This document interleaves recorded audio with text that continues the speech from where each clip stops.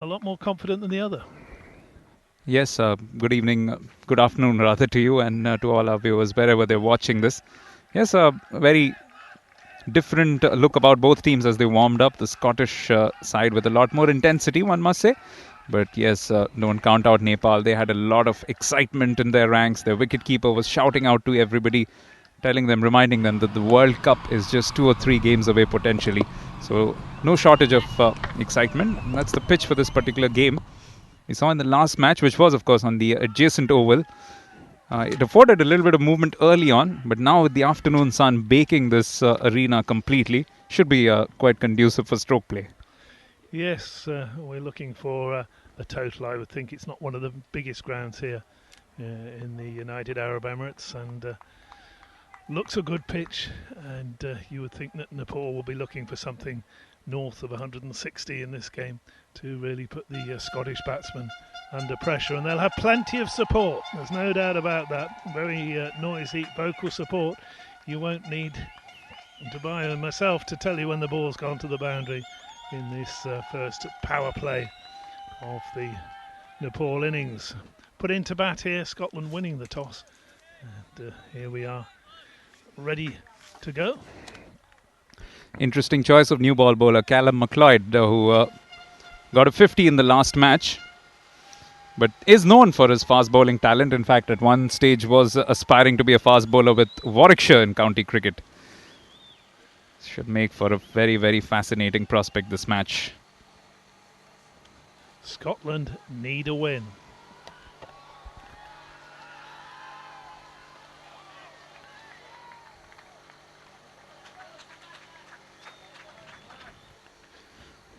Quiet start there, that ball outside the off stump, not quite wide enough to interest the umpire, and a dot goes into the book.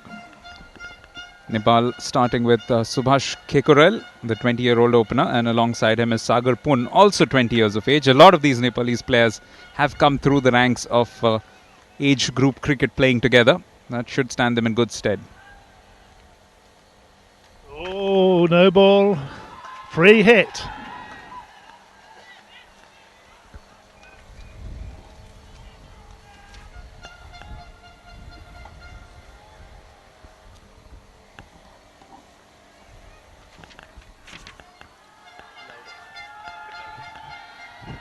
So the first runs coming through a no ball from Callum McLeod. Looking to generate a little bit of extra pace. This is the free hit. And Kekurel has taken full toll of it. Gone all the way for the first maximum of this match.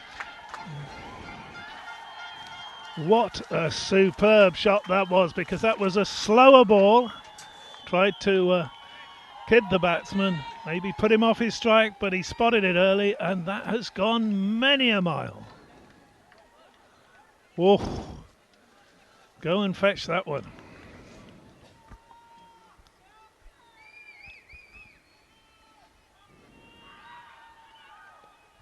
This is a young man who knows no fear. This time it will be a leg bye to him. The first match, which was against Denmark, was his debut. Scored a steady, sedate 17. And then in the following game, when they were chasing a big total against Kenya, got them going with an enterprising 54.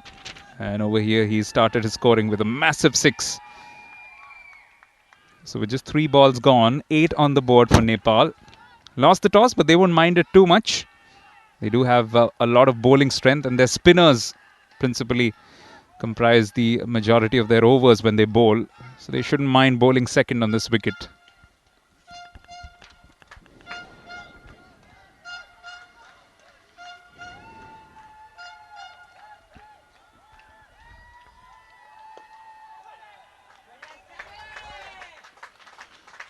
And just to prove that the Nepalese are not the only ones in the ground down below us, the Scottish camp there cheering that dot ball. So not what you want to do, though. Overstep second ball and concede a free hit and then see it disappear over your head for 6. That's not the start that the Scots wanted.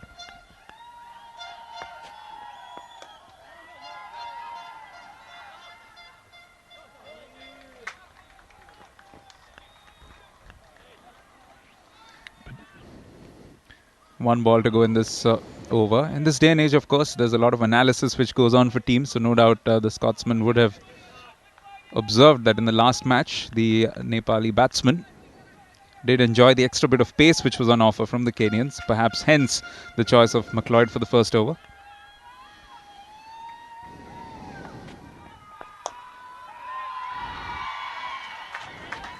Maybe they were just looking as well, Dubai, for just a little bit of consistency rather than out and out pace first up. Just somebody to get the innings underway. So consistent spin,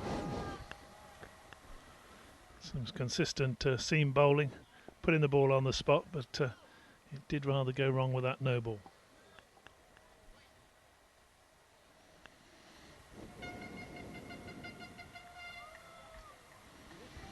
Second over, we are going to see some pace. Yes, Sagar Pun, of course, opening today because Pradeep Airy, who opened in the last game, is out in this match. Amrit Bhattarai playing in his place. And lots of tweets coming in already. Keep the tweets coming in at Cricket ICC. Hashtag them with WT20. Plenty of Nepal cricket fans who are already tweeting in good numbers.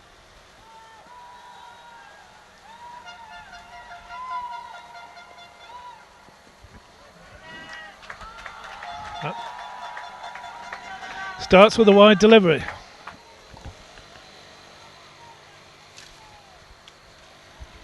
Yes, this is Safian Sharif. Safian Sharif in the last match did make an impression early on, but he was really taken too. Shared the new ball, or rather came on his first change, but Mohammad Shahzad in particular took a liking to his bowling. That's better. Good pace. And again, we're seeing a little bit more life in this pitch.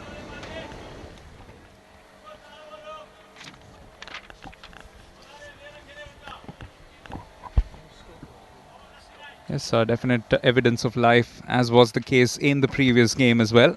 Just to remind, if you're tuning in, that earlier on today, Kenya comprehensive victory by 8 wickets against Denmark. This time around, the big hit comes, but it's not been middle, and it's the first wicket, a crucial one too, because Subhash Kekurel has just lobbed that one straight into the hands of mid-off, and Safian Sharif and Scotland have their first breakthrough. Yes, that ball in the slot for the drive, but he didn't get hold of it, didn't find the middle of the bat. And Scots celebrating that victory. We'll have a look at that again and see. It was there for the drive. Can't criticise him on that. But it didn't... was never going to clear. Fairly deep set mid-off. So the first wicket there for Scotland. And... the first wicket for Safian Sharif.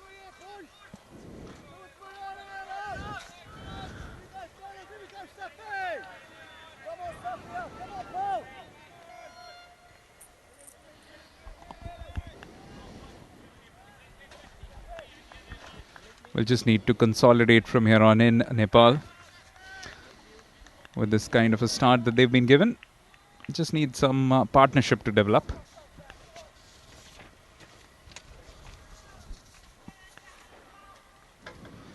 Successful beginning though for Sharif.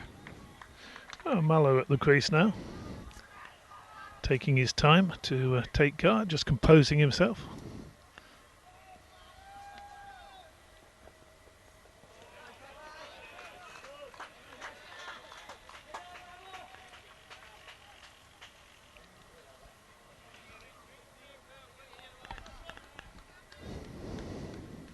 Here we are at the ICC Academy in Dubai.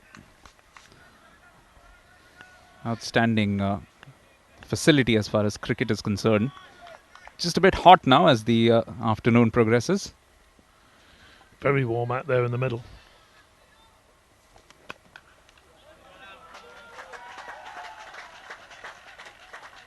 Good bit of connection to get off the mark, but Kyle Quidz has got his men in the right position, which is good to see early on. That discipline will be quite important against a very phlegmatic but very talented Nepal side. Yes, it's a sort of clash of cultures here, isn't it? The if you like, the professionalism of the Scottish side, the excitement of the Nepalese. I've really been looking forward to this game.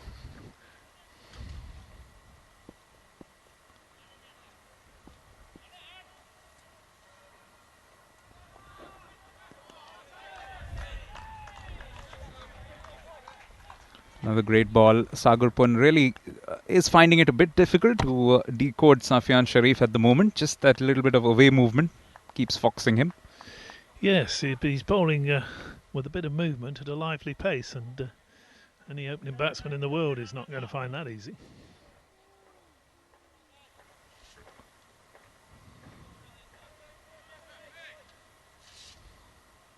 Early wicket always helps as well to settle the nerves.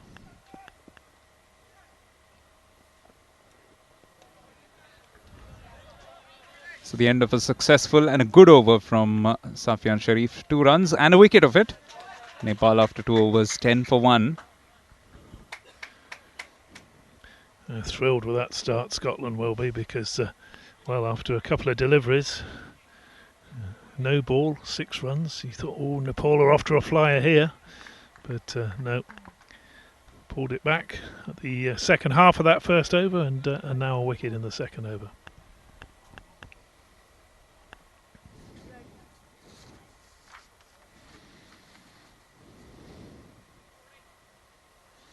It's now going to be Ian Wardler.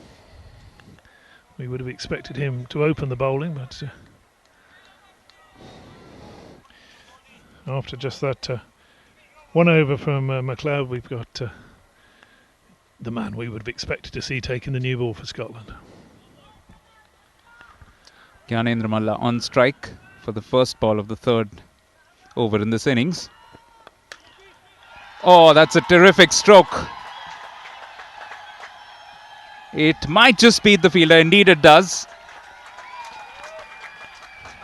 Off the back foot, really did get it. Not quite off the middle, but gave it a fair thump. Stand and delivery, cleared mid-on there, and what a way to greet probably the fastest bowler on either side.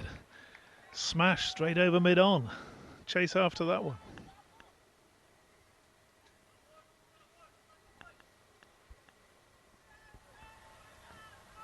Previous match against Afghanistan, Wardlaw did take a bit of stick but came back to pick up 3 wickets. Had a good outing in that sense. 3 for 40 from his 4 overs, but one must bear in mind he went for 19 of his very first.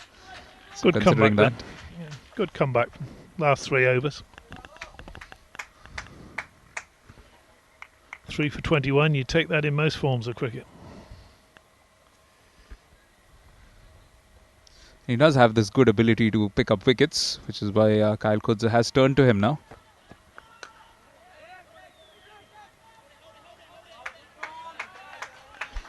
A little bit of misunderstanding there, but no harm done.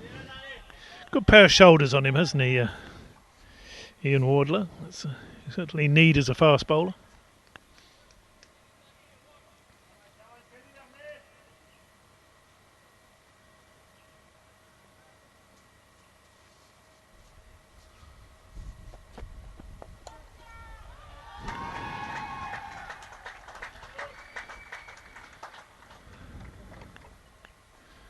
Sweet shot off his toes. Nicely timed, but Scotland deploying that man on the deep square leg boundary.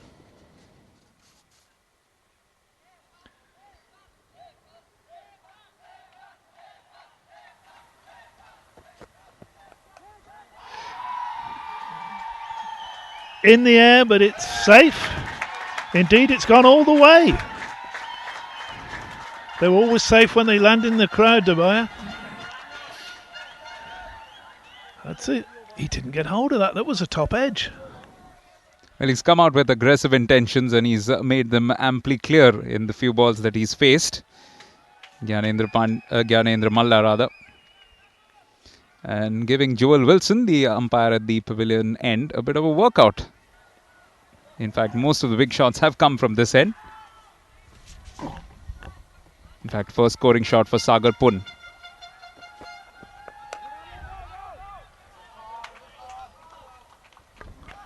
Oh, and he gets that ball a little shy at the stumps, just clattering into his back there. So the end of an interesting over from Ian Wardlow, a 4 and a top edge 6.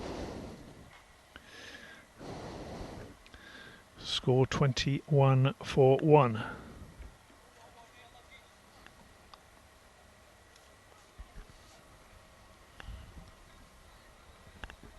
So important, isn't it, to take full toll of the power play, and that's something that Nepal are looking to do, but faced with some good bowling from the Scotsman. Pace still at both ends, with Safian Sharif coming in with a second, and a good ball just hurrying on to the batsman, squaring him up.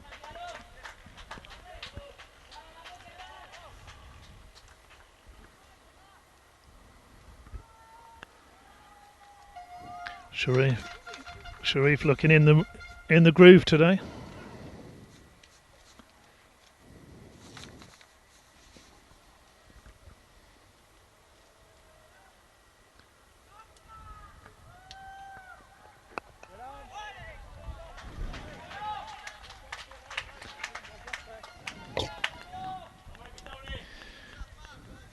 Never easy for the quicker men on these slow pitches out here in the Emirates. Get it a little bit wrong, and the pace on the ball, batsman can send it a long way. And those guys are going to be looking for more 4s and 6s from their men. 2 6s already in the first 3 overs. They'll also be looking for good running, and that's exactly what that was. Pushed up to mid-off, 1, and scampered through comfortably. It's one of the more experienced players in this team, Gyanendra Malla. Last match got a very vital 32 contribution in the chase against Kenya. And just showing that maturity here. Not looking for the big shots, just making sure that if he cannot do too much with it, try and rotate the strike. Takes the team on to 22 after 3.3 overs, so just a shade over 6 runs and over. And that another defensive shot. Not a lot they can do with this. Fine opening 10 delivers here from Sharif. His captain will be very happy with this.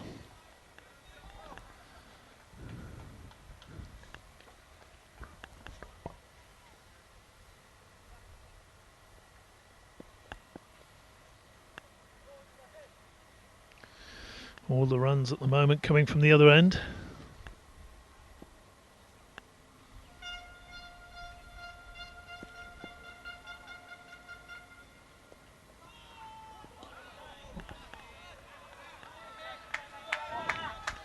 Always a dangerous ploy, especially with a slip in position. Would be well advised not to try that too often. Just looking to flirt with it outside off stump with Gordon Gowdy in position at first slip. Not a lot of foot movement there.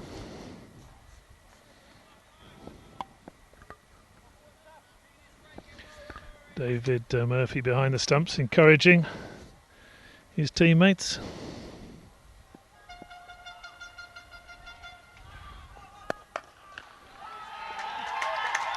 And that spoils a good over from Sharif. That's a big standard deliver, smash down the ground, 4 more runs. Nepal on to 26 for 1. That seems to be the order of the day with these Nepal batsmen in particular. Not big movers of feet, but excellent hand-eye coordination. Like to give it a thwack. And even though it went straight, it was almost cross-batted. Almost like a forehand tennis. Forehand tennis or a baseball shot, really, wasn't it? It was it disappeared down into the large black sight screen at the far end. Little way around to the left of that screen as we look at it, as the other Nepalese fans finding a bit of shade in the heat here this afternoon. They'll be pleased with this start. 26 for 1.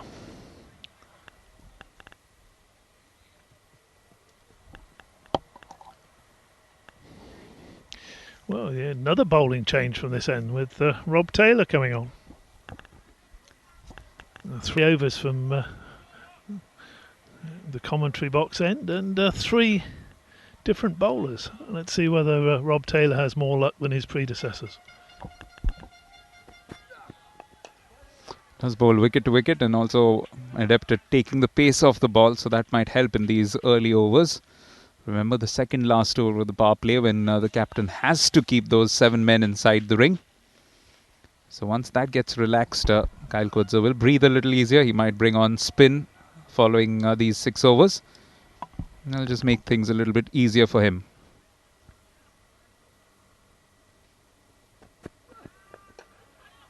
Rob Taylor's figures in the previous match against Afghanistan, 2 overs for 15, where the first over is a very good one. He's begun on the right note here.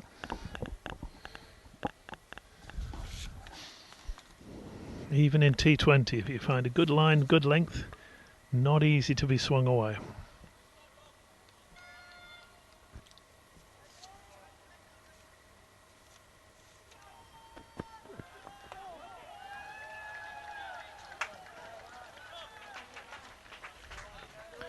Strayed a little bit there onto the legs, but didn't cost him no more than a single anyway. Terrific over, worth its weight in gold in the power play. 3 balls in, just 1 run. And if he gets away without conceding any boundaries and without bowling any boundary balls, then Kyle Kudza will be more than pleased. He has already broken through at the wicket of Kegorel thanks to Safian Sharif. This is helping keep the pressure up.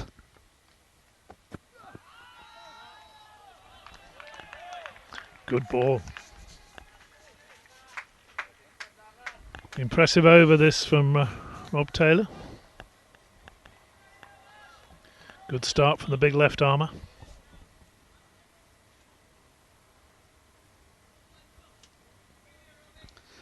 Also a useful batsman, and that's something we see with a lot of these associate and affiliate teams. Multi-skilled cricketers, and I suppose the challenge for them is to try and keep improving as Nepal steal a quick single. Sagar Pun, the first player effectively into double figures in this innings, moving on to 11.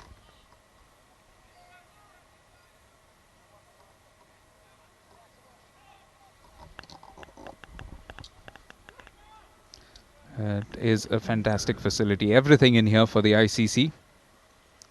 The head office also not too far away. As we discovered this morning.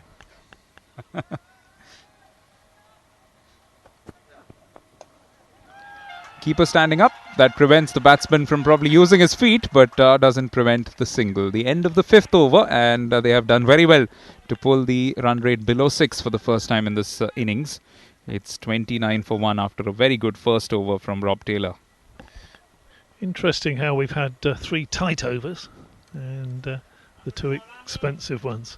2 sixes already.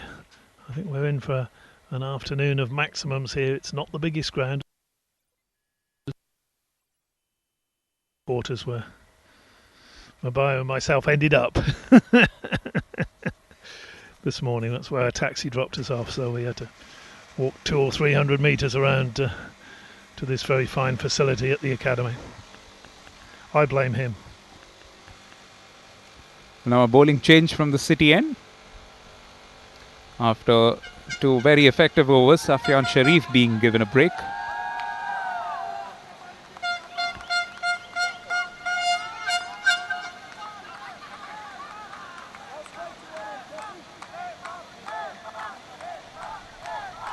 Will possibly be the last over of seam before Kyle Kudza possibly brings on Majid Haq with his off spin to try and vary things up for the Nepal batsman.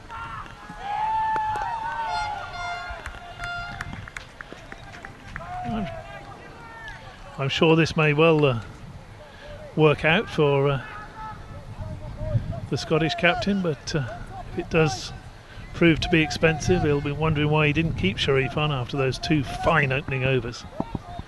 Really looked to be steaming in and causing the batsman problems.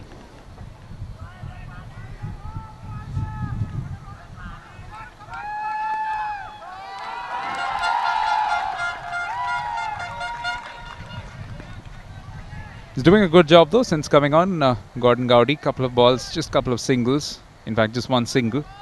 Making sure that the pressure is kept up. Bowling to his plan, bowling to his field. and not giving anything for the batsman to work with. 4 balls of power play now left, and it might tempt one of these two batsmen into an indiscretion. Could lead to runs, but could just as well lead to a wicket. And it's led to the wicket. A big swish across the line, a ball way up in the air, and a comfortable catch there by Majid Haq, and that's the second wicket to fall. And he watched that again.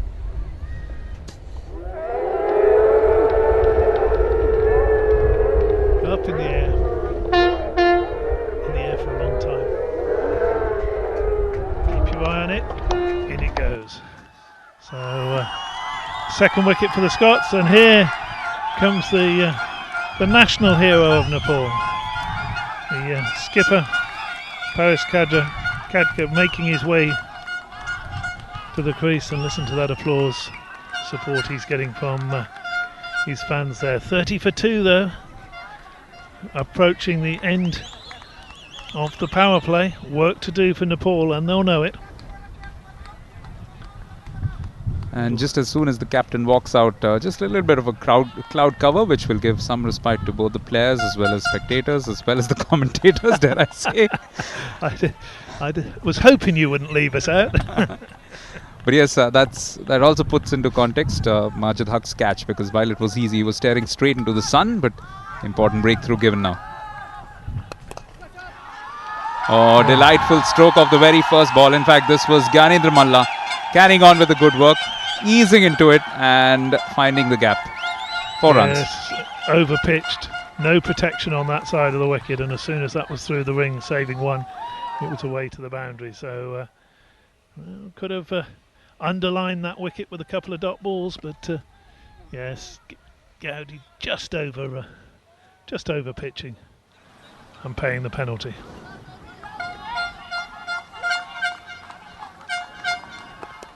Plenty of responsibility on the shoulders of Malla now. He's been in for a while. He's on 14.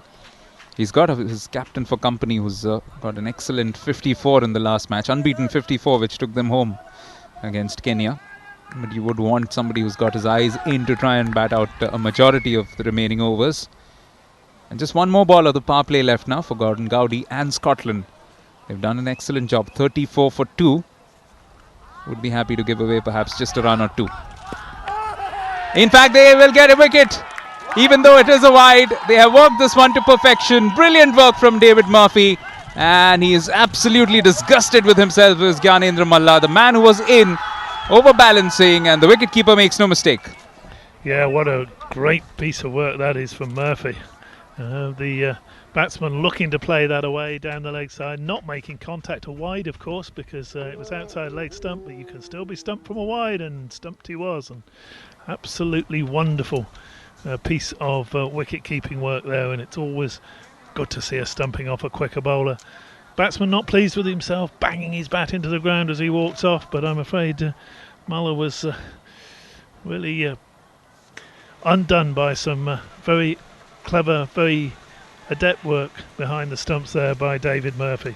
So a stumping, a third wicket for Scotland, and Scotland very much on top at the end of the power play. More than handy. In fact, not at the end of the power play, because that was a wide, so we'll have one more ball. Yes, not a bad first over at all from Gordon Gowdy. 5 balls in it, 2 wickets. Never mind the 6 runs which have come, but those 2 wickets could prove to be vital. Really did put the commentator's curse on, didn't they? I don't think the fans from Nepal will be sending in too many happy tweets after that. But their captain's still there, the hero's still out there, and he's been joined by Binod Bhandari, who's quite a useful player himself. Hails from Kanchanpur. Only two T20 matches before this. Got a duck on debut and 12 against Kenya. And Gowdy finishes off his over, maiden over. In a sense, first over, 6 runs, but 2 wickets. 2 wickets and 2 very important wickets for Scotland. The way to keep any team in check in T20 is to keep those wickets falling. And 3 down in 6 overs. Excellent start from the bowling side. Won the toss here this afternoon. no problems winning the toss. What they need to do is win a match. They've lost their first two, but made a very promising start in this one, and they've silenced the crowd a little bit. It's gone quiet away on the hill over there to our left. What will really disappoint Pun and Malla is that they got starts 11 from 13, 14 from 17, really should have kicked on, and at this level you need one of the top three really to try and back through till about 10 or 12 overs, and then you're on your way to a good score. But as it turns out, after the power play, they're placed at 35, but three important wickets have been lost. Taylor with his second over, and right on the spot once again. Confident enough start from Paris Kadko. Very much looking forward to watching him bat this afternoon.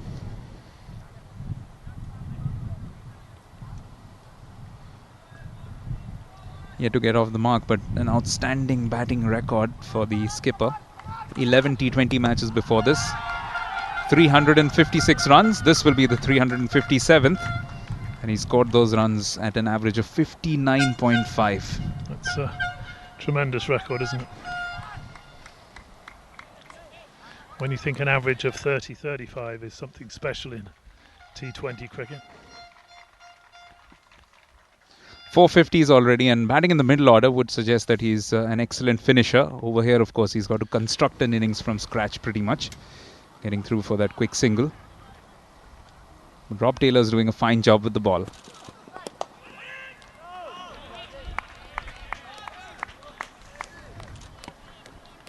Struck firmly, but straight to the fielder.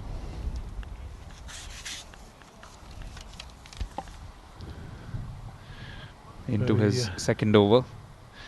Good start, 8 balls, 5 dots, and only 4 runs. So what Scotland need at this stage, consistency.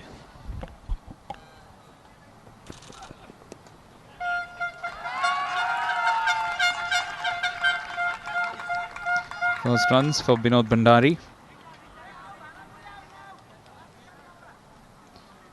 What they really need is a partnership here. Don't want to lose too many wickets in the early overs. As we saw in the last game, Denmark just never got any momentum going. Just to update viewers who might be tuning in to these live matches.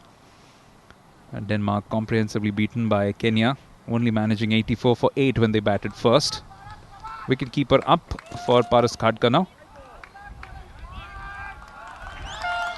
Well taken by David Murphy, but a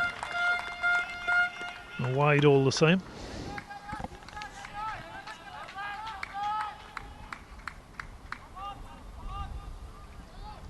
Just thinking from the perspective of this group, Dave, would probably be the best thing if Scotland were to win here today.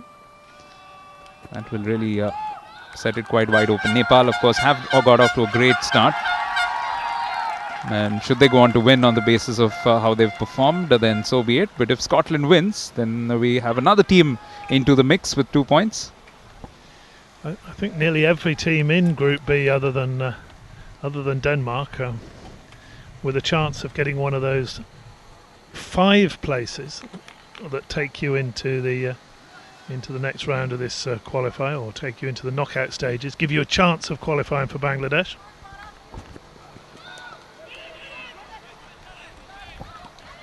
Another good over that for Scotland. Rob Taylor taking his cap. Umpire just having a word, saying, oh, maybe you're straying a little bit close to that line of off stump there. Want to be careful. And as we say, how this qualifying tournament works, you two groups of 8, of course. The top team in each group qualifies automatically for Bangladesh. The next 4 have a series of playoffs, and that's the important. Have a look again, see how close Taylor's getting there. Oh, he's just getting a little bit closer than he should. But so you need to finish in the top 5, and then you still have a chance of qualifying for Bangladesh next March, which will be a fantastic T20s final.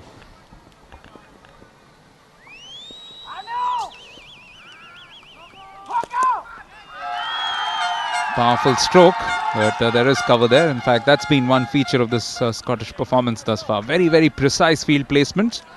Seems quite obvious they've done their homework on the Nepal batsman. Today's umpires, Joel Wilson, currently at square leg. And the man at the other end is S. Ravi, who made his test match debut as umpire just a while ago in Chittagong. Had a good test match actually. Bangladesh against New Zealand. This time it's in the air but also in the gap. So the fielder gets around. Good bit of work.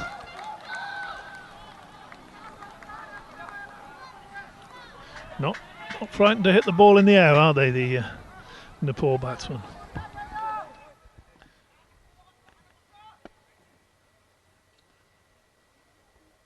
Another of those stand and deliver shots.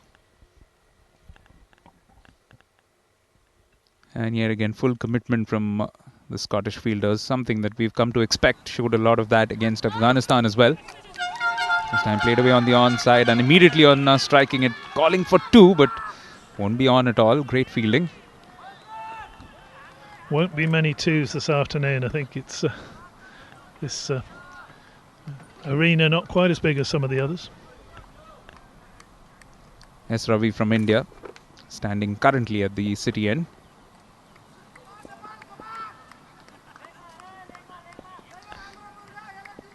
Witnessed quite a test match as well. This time he's witnessed a massive shot coming in from the captain. Wound up being 4. It really did give the kitchen sink to that ball. Yes, he's launched into that shot over long on, and with mid on inside the ring, then it was a safe enough shot. He wasn't going to be caught out there, and now immediately we're getting fields. We're getting a field change. 3 men out on that onside for exactly those big shots. Or just straying a little bit onto the pads. Needs to be careful of doing that because he's only got 4 inside the circle, and one of them is a short fine leg in the shape of Majid Haq. Doesn't want to be giving any sort of room for the batsman to work with. There's been a better over from Nepal's perspective. Gordon Gowdy, after that first over where he picked up those 2 wickets, faced with Nepal batsmen who are not afraid to play their shots, which is good to see.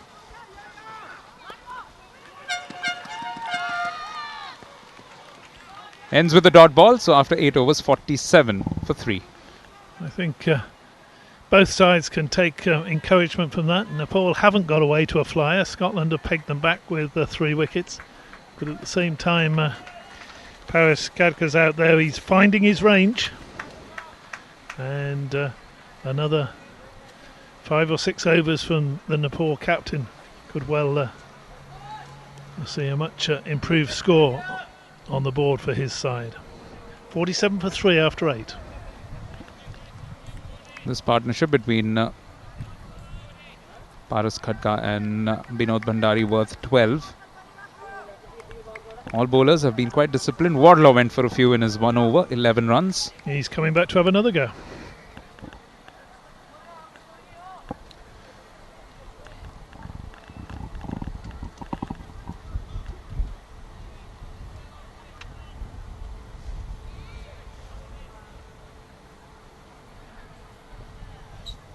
Three dot balls in his first over. Those were inside the field restriction overs, the power play overs. This time starts off with a wide. Needs to get his radar right, because we know from experience that the Nepal players aren't going to pull too many punches as batsmen, and you don't want to be bowling too many extra deliveries to them. You don't, and that extra run actually puts Nepal back to exactly 1 run per ball now. 48 off 8 overs.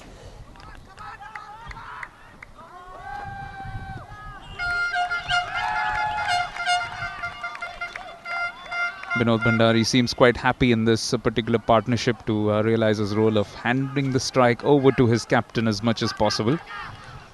Really is quite a hero, is Paras Khatka. Every time he comes on strike, the fans begin the Paras Paras chant. And we also have a lot of tweets coming in from Nepal fans. Come on, Scotland cricket fans, tweet in as well. Write to us at Cricket ICC with the hashtag WT20.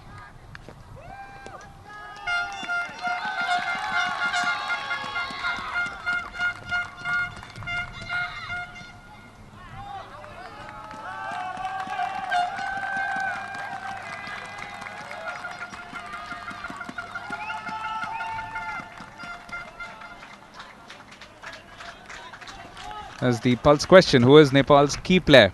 Few options: Khatka, Kekurel, Regmi, and other. To vote, visit ICC-Cricket.com. And the moment the tweet certainly suggesting that one of those four men is definitely the key player. And I can tell you he's out in the middle, but for how long? This time it was Bhandari, and it's been given a wide. There was an appeal for a caught behind. There were the Scots kidding there. We'll have a look at that one again. But it's an old trick, isn't it? Appeal for the court behind. The umpire thinks, oh, something must have hit something. Can't be a wide. Just thought from our commentary position that there seemed to be some sort of a noise, possibly just brushing either the thigh pad. Maybe just thigh pad. The batsman definitely looked back as soon as that passed him. This time though it's a short ball, typical fast bowler's response, and it's been given a wide, much to the delight of the Nepal fans. Well, that's his one short ball for the over. It wouldn't have perhaps been a wide to a taller batsman, but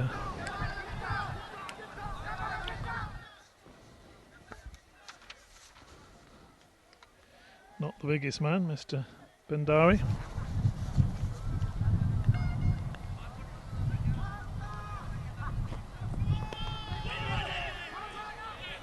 That's a better comeback. Keeping things quiet when Bhandari comes on strike. But it's really Paras Khatka, the captain, who when he gets going, then this team looks like quite a dangerous team to deal with. 2 victories already. And for Scotland, 2 defeats, although they came close on both occasions, especially the first one against Bermuda. A clever bit of batting, and he's played it all the way for 4. He left it till quite late, and that was the key. Guided it because he got that extra split second to play the shot. No slip in place, so a very safe shot. We saw that a couple of times this morning. The Danes playing it, getting in trouble, but there, if you just guide it wide of the keeper, very fine, running away quickly. And a brave attempt to stop on the boundary, but to no avail, and another boundary for Nepal.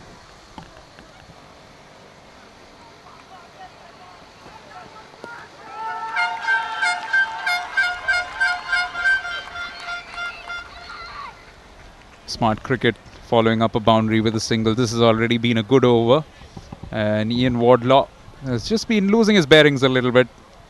Straight down the leg side, bowled one wide by pitching it too short. Just needs to keep his discipline, because all it takes in this format is one good over, isn't it?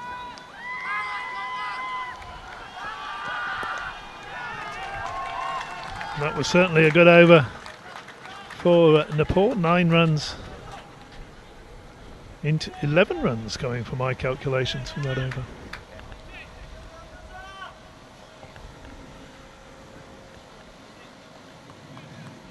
.47 at the start of the over. They then had the wide to take them to 48, and 10 more runs coming off the over. Mabayo and myself got counting on fingers, and it's a good job it wasn't many more than 10, otherwise we'd have had to take our shoes off as well. Looks like we'll have the off spin of Majid Haq for the first time, coming in from the city end. A very, very experienced and wily bowler. Somebody who could make a difference in this situation. 6.44 the current rate. And that is something that will definitely see an increase the longer the skipper stays out there.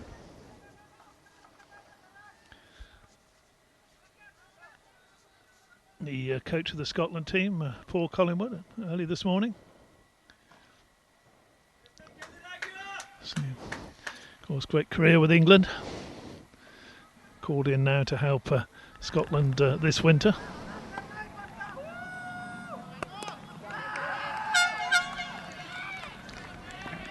World T20 winning captain, isn't he? And no wonder this team fields as well as it does. Yes, he's a wonderful one-day player for England over the years, Paul Collingwood. Great loss when he's finally hung up his boots.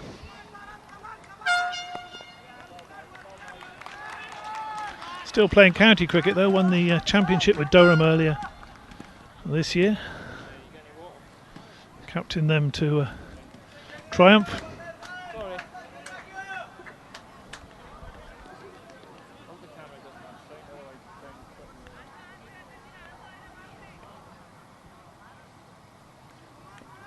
Key overs of off-spin these.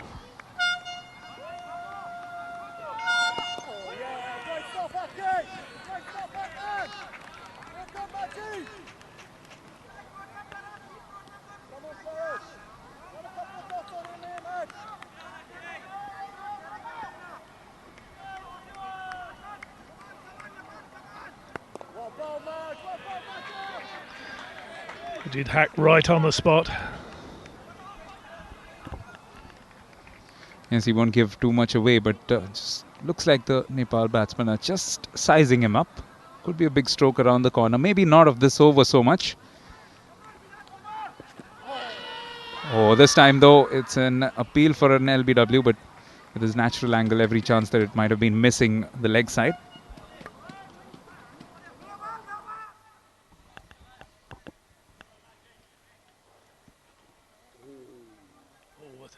That would have been harsh to have been given that one.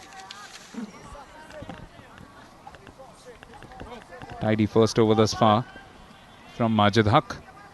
Given absolutely nothing away. Just one run, in fact, of this over. And one it shall stay. Excellent fielding of his own bowling. Key over that. Expensive over the over before for me and Wardler. And then Majid Haq pulls it right back with just one run. And Nepal again dropping just below 1 run per ball at the halfway stage. 59 for 3. Recovered from those, well, lots of 2 wickets in an over at one stage. They've come back from that. Well, we asked you who is Nepal's key player. Well, guess who won? It's not only on the website but also on Twitter. Everybody rooting for the captain. Captain Cool Paras, they're calling him. Other did very well there. Coming in second place. It's a good thing he's not playing today. So I don't think there was going to be much doubt about the answer to that. Khadka, national hero in Nepal. He's on strike now. What can he do? Change of bowler now. Wardlaw went for a few in his last over. That's why Rob Taylor being brought back for his third over. Excellent figures for him with his dot ball. 2.1 for just 7 runs.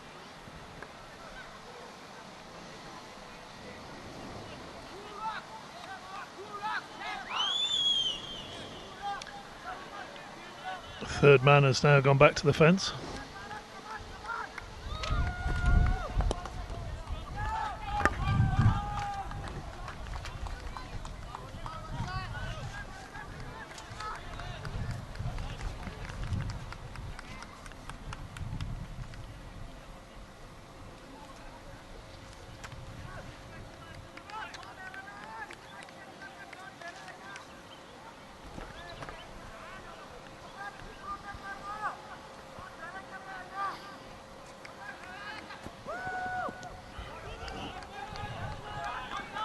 David Murphy, the Scotland keeper, chasing after that one. He's got a key role to play, as all the wicket keepers have in this form of cricket. Are often asked to stand up to the wicket to the fast medium guys.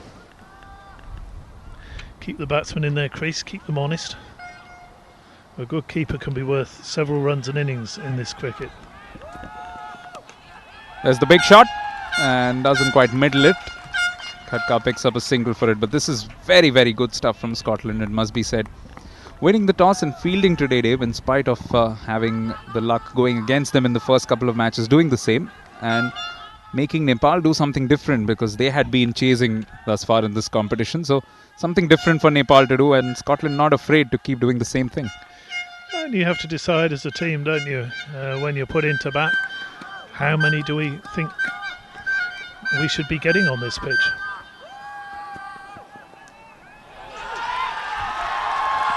That one's straight down the leg side. That's racing away for 4. And part of his good work undone there by Rob Taylor. He struck the pads a few times. That time the batsman's just got a little tickle on it, and that was away for the boundary in a shot. Much needed boundary for Bhandari and for Nepal. Just bringing that run rate just a shade over 6 once again after 10.5 overs. They're 66. And after 11, they will finish it at 67. Should there be no misfield? There isn't. So Taylor going for a few in this last over of his. 8 runs, as you mentioned, undone by that 1 over where he went, 1 ball rather, where he went for 4. Just mentioning there the role of wicket keepers in T20. If you've got a keeper that can stand up to the stumps to the quicker bowlers, it keeps the batsmen in their ground. We saw wonderful stumping earlier from David Murphy. And yesterday's game, the tight finish between Afghanistan and PNG. Afghanistan needed 2 to win off the fine of the ball, keeper up to the stumps and 4 byes. Now, had the keeper taken that, big call.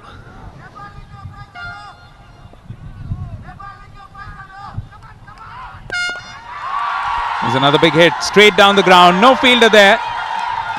All the way for 6. Vinod Bhandari is threatening to loosen up. He took an over to size up Majid, and now he's decided to go after him. And what better way than a straight 6?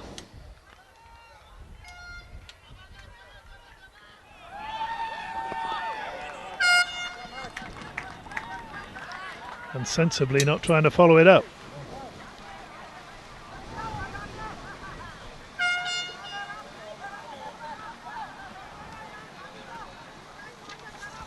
There's no doubt that they do rely a lot on Majid Haq and his 4 overs in the middle. So the idea perhaps to put him under pressure. This time though, excellent fielding of his own bowling. And Bhandari looking to be the aggressor. I think Nepal realized that even within this partnership, it's Khatka's presence which is a lot more vital for the team. And he's gone again, and that's high over the top. A despairing leap at long off, and it's cleared the boundary boards at the far end. That's halfway into Dubai. That's another 6 runs for Bhandari, and that is really set Nepalese hell alive. They're off their feet down there. The flags are waving. What a shot that was. Let's look at that again. Just making up for that economical first over from Majid Haq. In this over, they've taken him for 10 runs, all of the blade of Bhandari. And just for a second, Rob Taylor might have thought he could have been in with a chance, but before he knew it, that had flown over his head. 79 for 3, nearing towards that 100 mark. Once they get there, from then on with wickets in hand, could be some serious entertainment. Now round the wicket. Starts off with a dot ball. No worse sight is there as a slow bowler to see the ball whistling back over your head. Abaya, that would have happened to you a few times, I'm sure. Thankfully, I bowled medium pace more often. And if you mean the batsman, I wasn't really known for hitting sixes. It's the end of the over. It's 80 for 3 after 12. So Bhandari then, after seeming to play a very supporting role to his captain in the early overs of this partnership, has now perhaps assumed the role of the aggressor. And Paris Khatka happy to let him do that.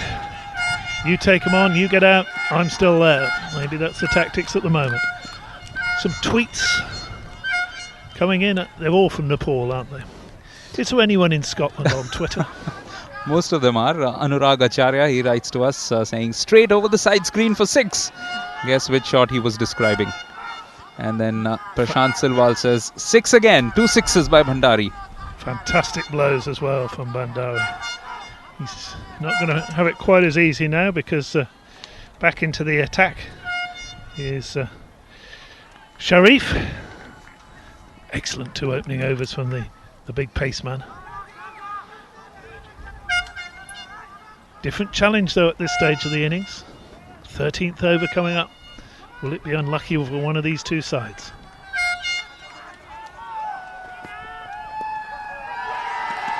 And that's clipped away sweetly, but just a single. Good to see him mixing it up as well, Binod Bhandari. He obviously went for the big shots in the previous over. Took 11 runs of Majid Haq's over, but over here not looking to carry on in the same vein. Just treating the ball on merit and looking to hand the strike over to the skipper, who's not had the strike for a while. Let's see if that has an adverse impact on Paras. Well stolen single. Applause from both camps there. Down below us you might be able to hear the Scottish squad encouraging their side in the field.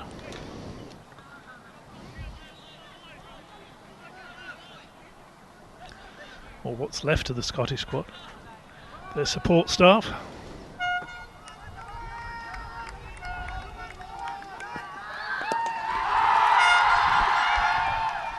That's an excellent take. That's an unbelievable catch.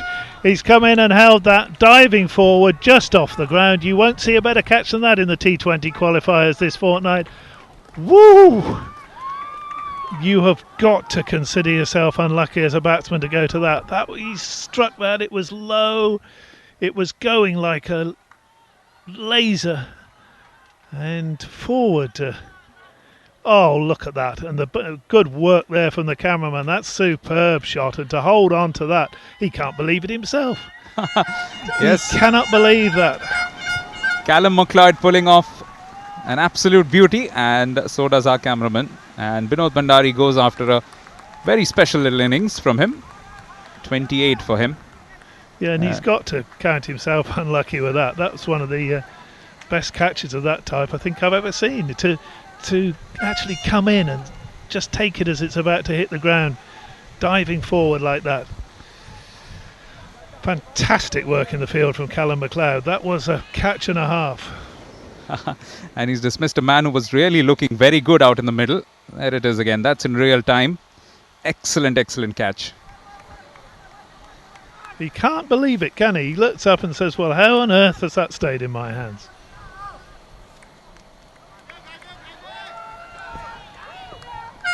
New man in Sharad Vesavkar. Gets a leg by to get off the strike. An indication of just how hard and flat Bhandari hit that was that the batsman didn't have time to cross. Normally when you get a catch down at long on or long off, then the batsman have crossed, the surviving partner takes the next ball, but no question of a cross in there. Let's have another look at that catch. Fantastic.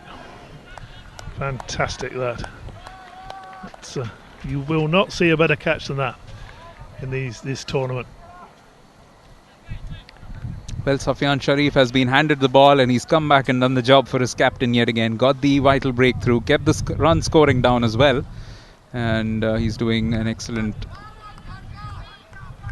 task at the moment of bringing Scotland back into it. The run rate still just a shade over 6 as a single is stolen off the last ball by the skipper, Paras Khadka.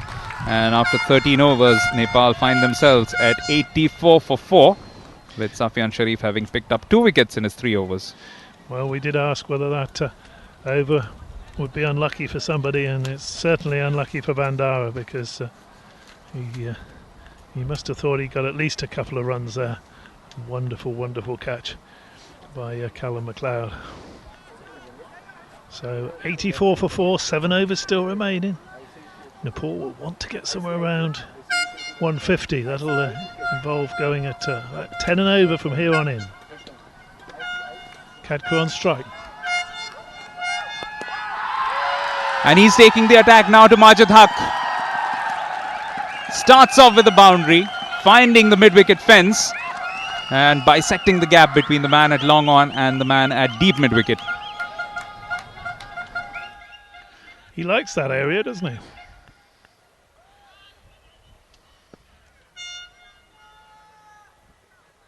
Fairly tall man and uses his reach to good effect.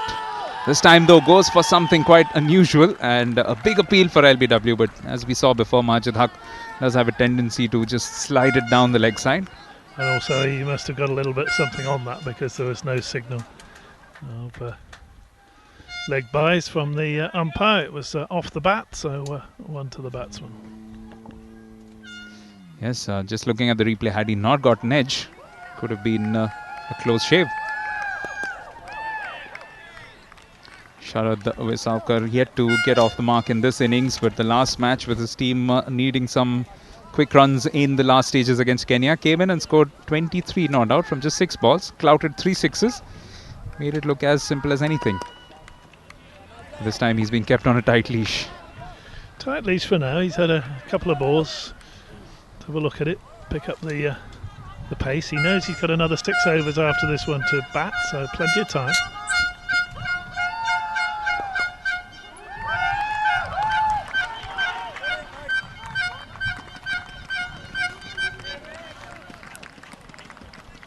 And just like a lot of players coming in from the Indian subcontinent and thereabouts, very wristy players as well, most of the Nepali batsmen.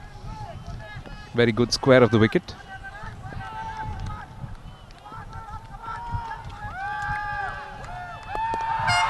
And he's gone again over towards Nepal Hill, and this time he's cleared the boats. And the fans are fantastically happy over there, running up and down with the flag. 6 runs to the national hero, and Nepal on to 96 now for 4. Needed that one at the end of that over, but another big over, and that one was 6 from the moment it left the bat. Certainly have targeted Majid Haq after that excellent first over that he bowled, where he gave away just 1 run. His next 2 overs have travelled for a few, and Paras Khadka has just taken on the role of the aggressor since the departure of his previous partner in crime, Binod Bhandari. And in the blink of an eye, they've moved into within 4 runs of the 100 mark. And once you just get past that with wickets in hand, every chance that you can go on to a substantial score. Rob Taylor looks as though he's coming on to complete his spell. I think this will be his 4th over. Left arm round the wicket, so changing the angle of attack. Probably been the most consistent of the Scottish bowlers to date. 3 overs 0 for 14, 7 dot balls.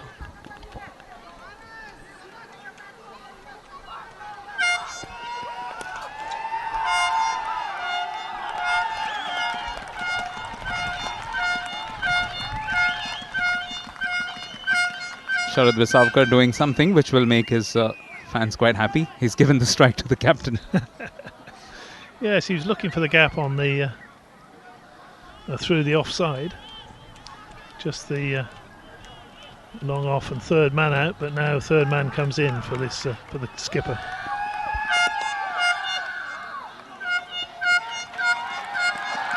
Well, we have a tweet coming in from Copenhagen. It's LFC Holic. So obviously a football fan as well. This guy is magical, talking about Paras. So we don't know about the identity of the fan. Might be a Danish fan for all you know, watching this match, tweeting. Do tweet to us. Send in your tweets at Cricket ICC. Hashtag them with WT20, and we'll be more than happy to share your thoughts.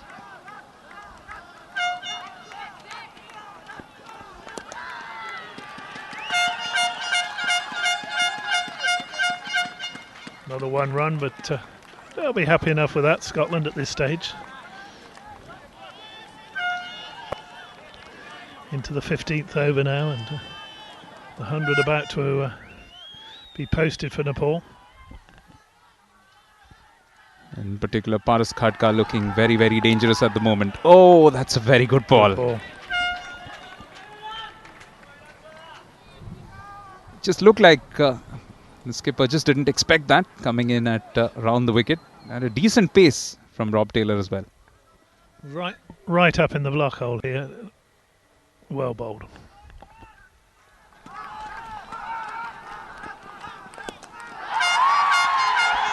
He responds as only he can. Smacks it right off the middle. But there was a fielder in the deep who keeps the scoring down to 1. But that 1 is enough to bring up the Nepal 100 in just 89 balls.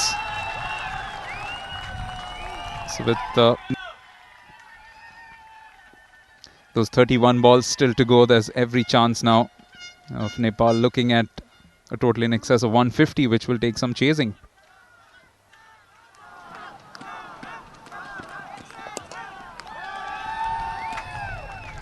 Again away to deep mid-wicket. So 5 runs coming off that over. But a splendid set of figures. 4 overs for 19 runs for Rob Taylor. And he's just got a little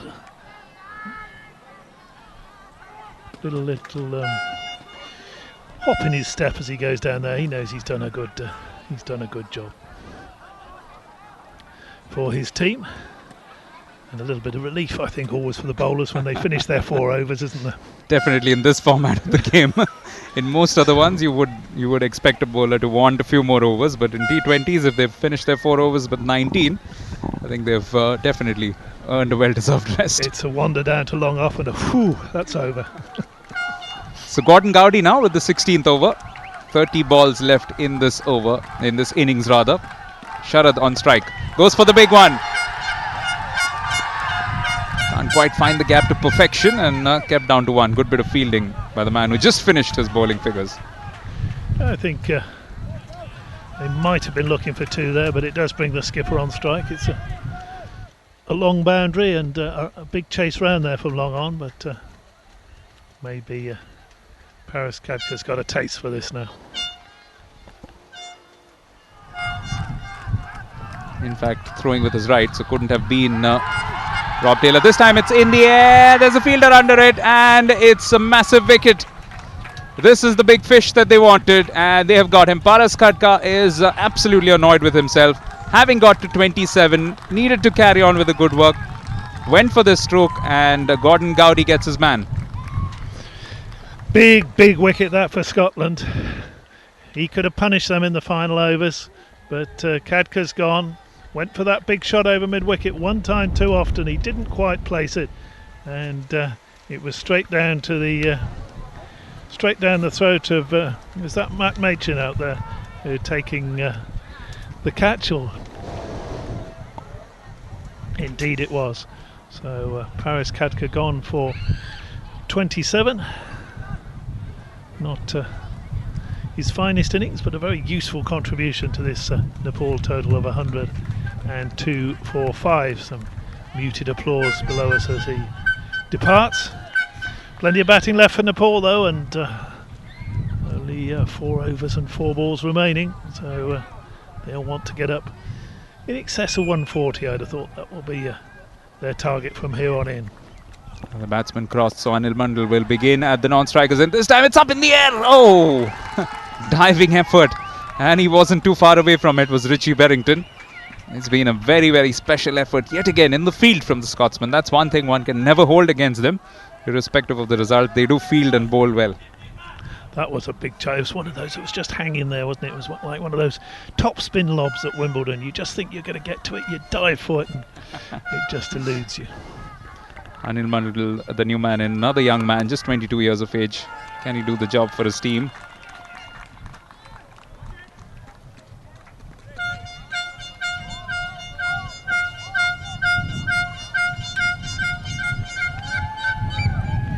Plenty of support for him.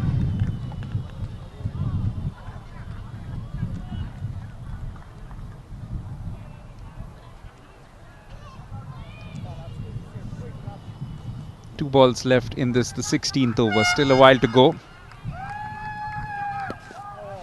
They'll need one of these two men, ideally the man who's been in for a while, Sharad Waisavkar, to try and play out as many overs from here on as possible. Ideally watch it through to the 20th over. Needs to be there at the end. Half the side gone. They've got 105 on the board, but they would want something in excess of 150 to feel comfortable. about defending against a very, very competent Scottish lineup. End of yet another good over from Gordon Gowdy. He's been very, very special in his 3 overs. 3 wickets for him, and also not giving too many runs away in his 3 overs. 4 overs remaining, and from somewhere you think that Nepal need to find 45 runs to get up to that 150 mark. That would certainly put them right in contention in this match. There's the card look. 3 wickets for Gowdy, 2 for Sharif. They've been standout bowlers along with Rob Taylor for his economy. And barring Subhash Kakurel, a lot of contributions coming in, but needed one of them to try and kick on and get some runs really. Gowdy, the man who stood out, but Huck has gone for a few runs in his 3 overs. And we've got Ian Wardlow coming back on now. Been a little bit expensive and a little bit wayward. 3 wides in his last over. Let's see how he goes. He is quick. It's a good first ball that his captain would want to see. Right up in the block hole. Not much that the batsman can do in that situation. At this stage, you don't want to give the bowler, the batsman, anything to get under.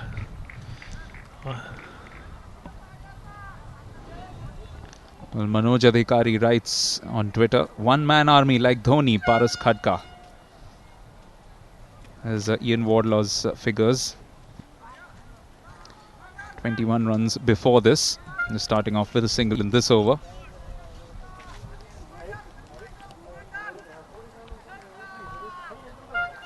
Provided he keeps bowling those Yorkers, his captain won't mind.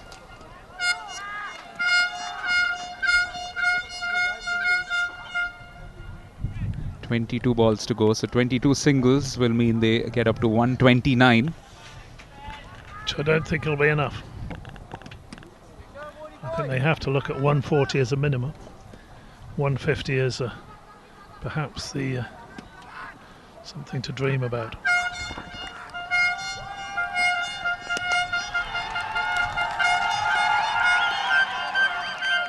Was big, but excellent fielding. That was terrific work from Gordon Gowdy. He had a lot of ground to cover, and he did so very quickly, very effectively, and before the batsman could think of going back for a second, rifled a throw in. The important thing is, of course, to get the throw on its way. The batsmen then don't know any more than the fielding side whether the throw is going to be over the stumps or not, but they won't run just in case it is.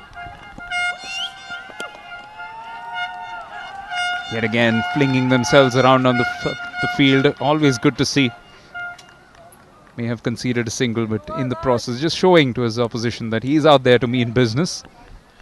You can see that poor Collingwood's had an effect on this Scottish side. They really do look sharp in the field. Yes, skipper Kyle Coetzer would have played a fair amount with him. Did spend a few seasons at Durham. This time outside off stump, beating him with some extra pace, which is a valuable weapon in his arsenal. This has been an excellent over. 5 balls bowled and just 4 runs conceded.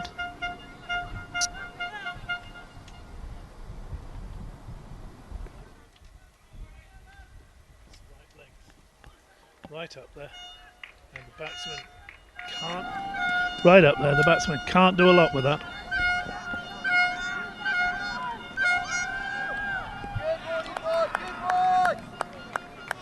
What a comeback. And again, 2 dot balls to finish the over, and Scotland very much on top here at the moment. 17 overs bowled, 109 for 5. They need inspiration from somewhere. Inspiration at the moment even to get to 130. Well, one lot which really don't need any inspiration are the Nepal fans on Twitter. Arpan Adhikari with a very funny one. Hashtag WT20. Don't know the personal detail of Paras Khadka? Well, he's now the last god playing cricket in the planet.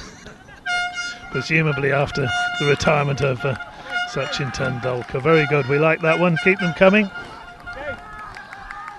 So Sharad Vesaukar is still there. While he's out there, Scotland won't breathe easy. The big shots could be around the corner.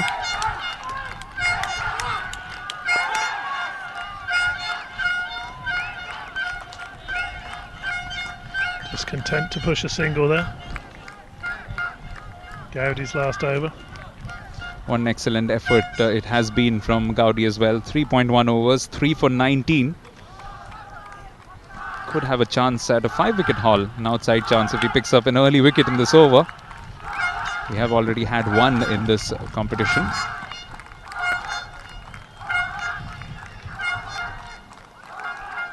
And a couple of centuries as well.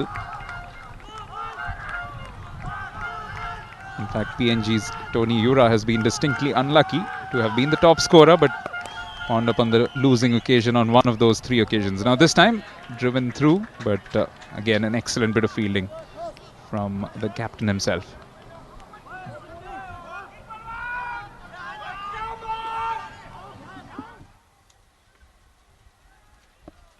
Really, when you field well, you do add a lot of teeth into your effort. You save a few runs effectively that you will normally have to chase down. Build the pressure. That's cleverly played. He created that space for himself, did Anil Mandal. Walked a little bit down the pitch, and that caught off Gowdy, who looked to try and confuse him by throwing it wide, but all he had to do was get some bat onto it, because both point and third man inside the circle. Easy pickings. Just had to evade the 2 fielders there inside the circle, and that was racing away for 4 runs.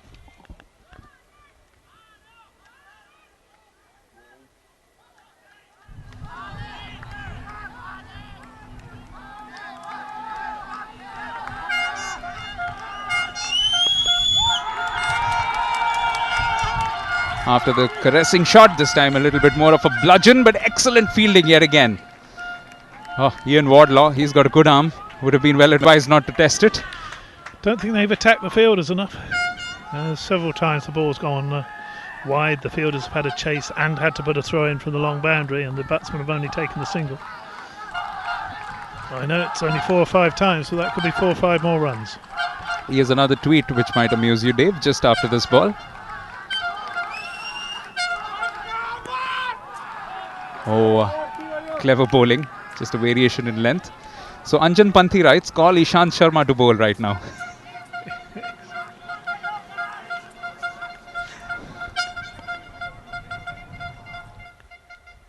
Come on, guys, let's not get personal.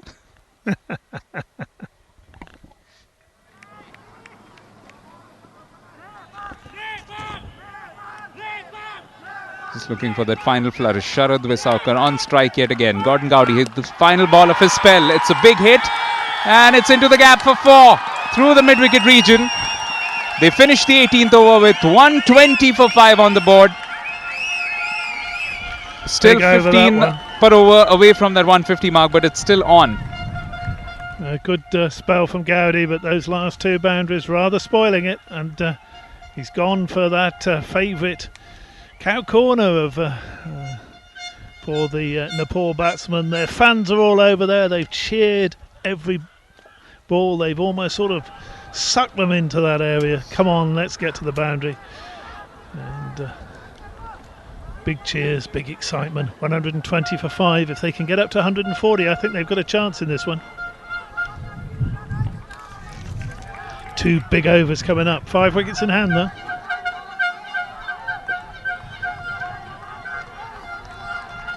Wardlaw in for the 19th, and it's an attempt at a scoop shot, but it was a full ball and a straight ball. Yes, not the right choice of stroke, and Anil Mandal pays for that, just quietening the crowd a little bit. Yeah, it was probably the right shot to go for with the player inside, with the fielder inside, but I'm afraid that's absolutely plumb. If he hadn't got his bat on it, he didn't get his bat on it. And he's on his way back. Enterprising little innings, but he's gone LBW, a bowled a Wardlow. So 11 balls to go, 120 for 6. Big difference between, say, 130 and 145. That's possibly the range at the moment. Big difference. And a new bat's coming out. Oof. Is that the heavy one for the final onslaught? Well, normally known more for his left arm spin. The first left-hander that we'll see in a while, Basant Regmi. 27 years of age, into his 12th T20 match. Has a high score of 20 not out. His captain won't mind that many here.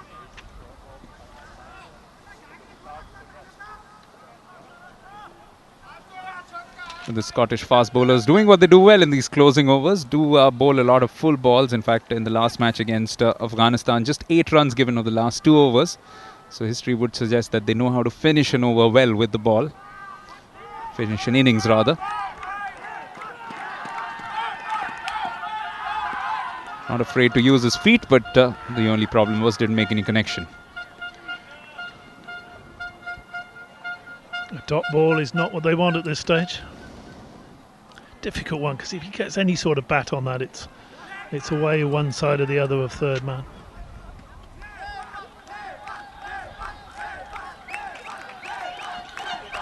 Smallish ground with the square boundaries especially quite near to the batsman. That's exactly what he's looked to exploit, and he's hit it really well, struck it cleanly. It's gone for 4. Knew there was a shot on with the point inside the circle. And once he got it past extra cover. Very nearly went for 6. The fielder having to signal the boundary to give the umpire help there. He's really creamed that one. Woo! Disappeared into cover like a flash. Not a bad shot for a guy who's just come in. You're seeing some entertainment in these final overs. Another good comeback delivery from Wardlaw. Firing it in and making sure that the run scoring was kept down to just 1. Just a leg by there. 8 deliveries left. 125 for 6.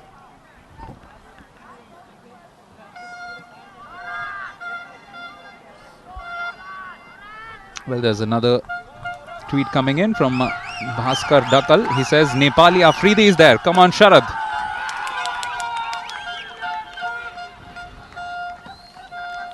Looking at his bat, wasn't happy how he made contact there. That's the new bat. Obviously, he wasn't as good as he thought it would be. Maybe a chunk's come out of the bottom of it. He's given something to the umpire. This has been a good over, nevertheless, irrespective of what happens of this last ball. Good comeback from Wardlaw after taking a bit of a hammering in his first 2 overs. The next 2, just as they were against Afghanistan, have been quite impeccable. Pitching it up and doing the trick. Shy and a miss. Had to take the fielder on there. Had that throw hit the stumps, would have been the 7th wicket to fall. But just got home, and that's 127 for 6 at the end of the over. He was well out of that hit the stumps. Well, at this stage, much rather be run out looking for a risky single than stay back in your crease. So 127 for 6 with 1 over rather to go. How many can they push this up to? Who will bowl this final over? It looks like it will be Sharif, who's been quite outstanding today. 2 wickets for him off his 3 overs. He's quick though, isn't he? He could go in this situation. I'd be more inclined to use a pace-off bowler at this stage, but someone who comes in and bowls it quickly. 1 down the leg side, a little bit flick on the pad, 4 leg bys. Now another one that perhaps is nicked away wide of third man. The runs can come quickly. A credit to the Nepal batsman for having taken the equation of Majid Haq out, because his first over went for just 1, but his next 2 went for 25. So Kyle Quirds are that much wary of handing it to his off-spinner. They've definitely got the measure of spin. Won't be surprised if Sharif probably looks to just pitch a few short in this over. But yes, you're absolutely right. The field placements will be crucial. That's why now there's a third man back at the boundary. The very first ball has been swung over cow corner, and it's gone all the way for 6. S. Ravi signals 6. 133 for 6. That's almost out of the ground. That's a huge hit. Absolutely creamed that one. It was a full toss. He didn't want to give him anything to get under. He didn't need to. He gave him a full toss and it's gone. Oh my word. That's not the new bat. No, the new bat's down at the other end. I think he might need a new bat after a couple of shots like that. This time hit towards the offside. There is cover for that, so he will keep it down to 1. But already a great start to this over. 7 of the first 2 balls. 134. So that mystical figure of at least 140 is just 6 runs away with 4 balls. Distinctly achievable. And with Sharad Vesavkar, the man who clouted 3 sixes in his 6-ball innings of 23 in the last match, anything's possible. They could perhaps even get up to 150 if they strike it well enough. Settle down, settle down.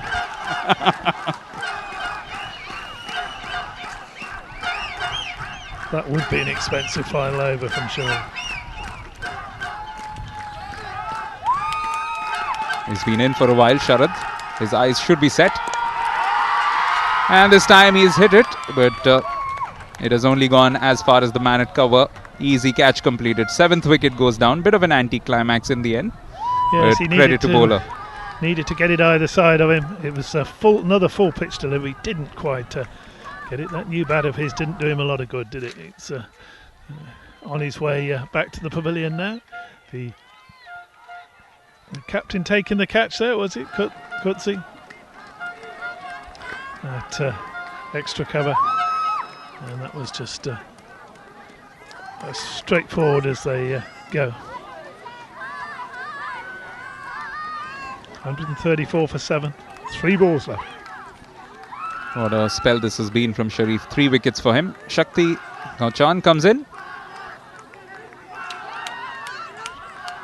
Known for his left arm spin. In fact, will be looked forward to when he comes on. Leg spin rather. That's what he does. Picked up a hat-trick in the last ICC World T20 qualifiers in 2012. Here's left arm spinner, former under-19 captain. What can he do in this situation? Well, he can get the ball away from 1, but he won't be able to get any more than that.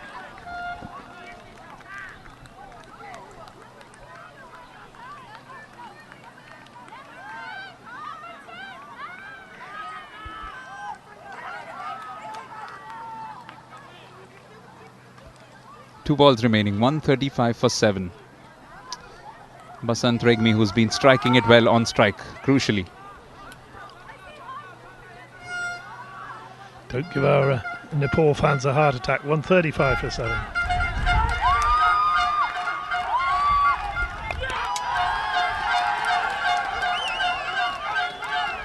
I'm looking to see whether it's a no ball. It was a pretty high one. Umpire going to let them get away with it? Pretty high full toss. Yeah, let's look at it from side on there.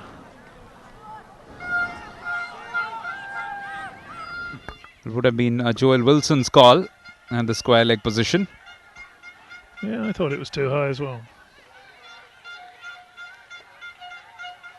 Final ball. Oh, needed a direct hit, but nevertheless they have got that bye for it. So 137 for 7 after 20 overs. They were in trouble at one stage when they lost those 3 quick wickets for just 35 and really hadn't taken full toll of those power play overs. But they've done well to come back, and largely thanks to innings from Paras Khadka and Binod Bhandari.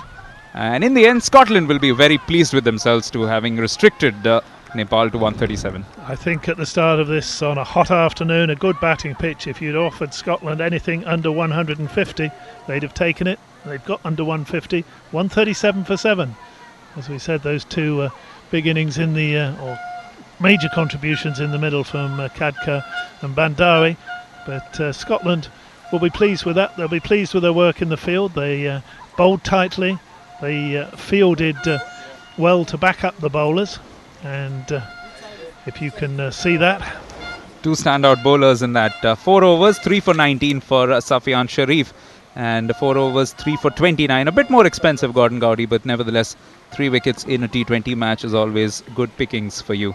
And 1 wicket also for Ian Wardlaw, whose 4 overs went for a bit, 31 runs, but on the whole, an excellent bowling and fielding effort from Scotland. So Scotland will have 138 runs to chase from 20 overs at 6.9 runs an over when we come back for their reply, which will just be in a short while.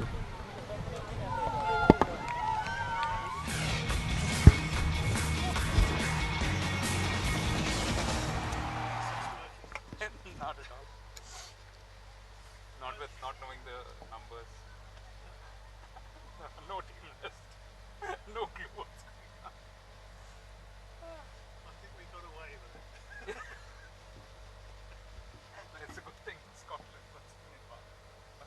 watching. I mean, each time I refresh, there's 80, 100 new feeds. 1800? No, 80 or 100. 80 or 100. But it's happening in a matter of seconds. So Yeah. it really must be crazy. I was just wondering whether we couldn't. We could?